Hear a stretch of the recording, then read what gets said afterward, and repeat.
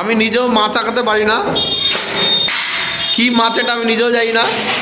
মাছের বিভিন্ন অংশের নামগুলো ওদের শেখাচ্ছি, এবার দেখে নেওয়া যাক ওরা কোন মাছ আঁকিয়েছে। এটা এক ধরনের মাছ। কি মাছ এটা? মাছ না রকেট? হ্যাঁ রকেট। তারপরে বিজয়, ওরে বাবা এ তো পরিদের মাছ। এইটা কি মাছ? হ্যাঁ এটা কি মাছ? মোড়ের চ্যাপটা হয়ে গেছে। দেখি জয়দীপকে আঁকিছে, দেখি দেখি দেখি। হ্যাঁ তো দে না। জয়দীপের মাছ, দেখি দেখি দেখি, এ ছেড়ে যাবে খাতা।